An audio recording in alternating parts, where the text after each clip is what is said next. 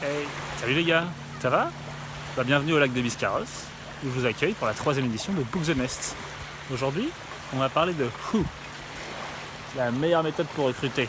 En tout cas, soi-disant, les auteurs du bouquin et une bonne partie de l'entrepreneuriat français. C'est un classique, alors il fallait le lire.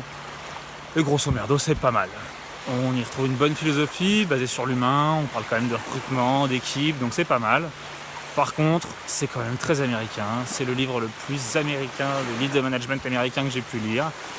Du coup, on y parle uniquement de recruter des A-players, et si tu veux les meilleurs A-players de ta team, il va falloir mettre leur framework en place. Bon, je vais en tout cas vous présenter un peu ce framework, parce que je pense qu'on peut y apprendre des choses, notamment pour notre propre process de recrutement. Il se présente en 4 étapes. Première étape, scorecard, définir un peu ce qu'on veut. Deuxième étape, source, trouver des bons candidats. Troisième étape, select, les sélectionner via un process. Et quatrième étape, les convaincre de venir avec nous. Alors, rapidement la première, scorecard, elle est vraiment intéressante, parce que ça c'est quelque chose qu'on ne fait pas parfaitement et que nos clients font quasiment jamais. C'est de se poser 5 minutes pour bien définir qui c'est qu'on veut embaucher. On a 3 trucs dans la scorecard, chez eux, simple. La mission, le résultat, les compétences. C'est quoi la mission qu'ils vont remplir? Pour nous, par exemple, ça serait d'accompagner des clients dans la croissance pour décupler l'engagement de leurs collaborateurs. Les résultats qu'on veut obtenir, ça c'est intéressant, ça nous parle en plus les résultats. Ça peut être soit des résultats du master plan à obtenir qu'on aurait identifié avec nos clients et on se dit qu'il faut qu'on recrute quelqu'un pour faire ça, autant le dire tout de suite. Et puis pour nous, ça serait par exemple des résultats de plus de run. Qu'est-ce qu'on attend finalement de quelqu'un qu'on embauche? C'est qu'au bout de 6 mois, il soit autonome sur un client de 15 personnes et qu'il puisse accompagner et former un nouveau sur ce client. Et ça, on devrait peut-être quasiment l'écrire sur la promesse d'embauche, sur l'offre d'emploi. Enfin, dernier point sur la scorecard, les compétences, et ça c'est plus classique. On y retrouve les compétences techniques, qu'on a bien avec l'arbre de compétences, et les compétences humaines, comportementales, relationnelles, qu'on a très bien via les valeurs. Une fois qu'on a bien notre scorecard, on sait ce qu'on veut, c'est cool. Maintenant, il faut qu'on trouve des candidats potentiels. Comment on source? Et ça c'est assez intéressant parce que ce qu'ils vont proposer, et c'est plutôt ce qu'on fait, c'est très basique.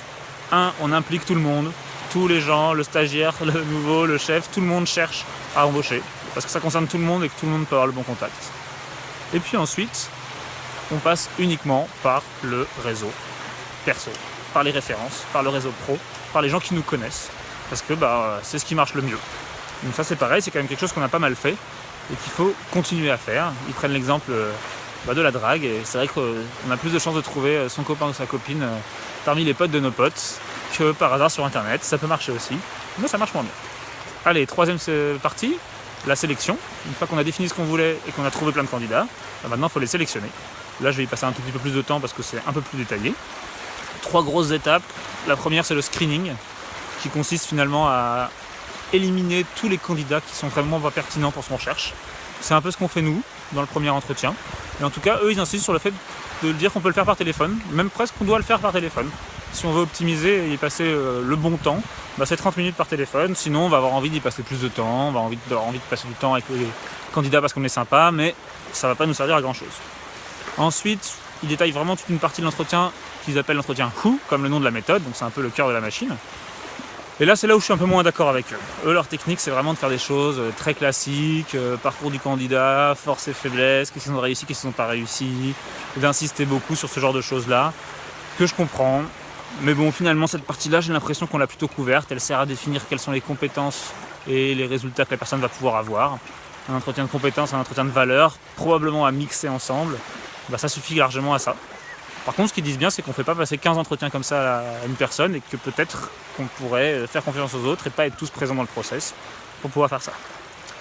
Enfin, troisième partie de process de sélection, et ça m'intéresse plus, c'est les entretiens avec les références. Eux, ils conseillent quand même de faire 4 à 6 références par candidat, donc c'est quand même du sérieux, et d'aller demander carrément aux candidats de nous dire qui sont ses boss, ses subordonnés, ses pairs qu'on va pouvoir interroger, et de nous les caler des rendez-vous avec eux. Donc c'est le candidat qui organise ça pour montrer le sérieux de la chose. Et là, ce qu'on va chercher finalement, c'est à voir quel est le niveau d'enthousiasme de la personne. Comme personne n'aime vraiment donner des critiques négatives, on ne va pas chercher les critiques négatives, on va regarder plutôt à quel point sont positives les critiques. Et si on a des blancs et des hésitations, c'est sûrement que c'est un mauvais candidat. Bon, une fois qu'on a sélectionné tout le monde, qu'on est allé au bout du process, on sait à peu près qui on veut, on a les meilleurs A-players du monde, et bah du coup maintenant il faut leur vendre le truc. Et là c'est pareil, c'est assez cool, on se rend compte qu'on s'est pas trop trompé avec notre intuition, parce que qu'est-ce que c'est que vendre à une personne? C'est avant tout vendre la vision. Bien sûr que tout au long du process on va lui vendre les conditions de travail ou lui expliquer comment ça se passe, mais chez nous c'est quand même avant tout la vision, et on peut voir la vision finalement comme un entretien de vente, de conviction, de finalisation du recrutement, qui n'empêche pas de faire un dernier chèque de culture au cas où il y a un doute. Voilà, c'était un résumé rapide de Who. Je vous conseille pas forcément à tous de le lire, sauf ceux que ça intéresse vraiment d'attaquer le recrutement, parce que sinon c'est quand même un peu chiant. Mais j'espère que ça pourra vous aider, et si vous avez des questions, n'hésitez pas. À la prochaine!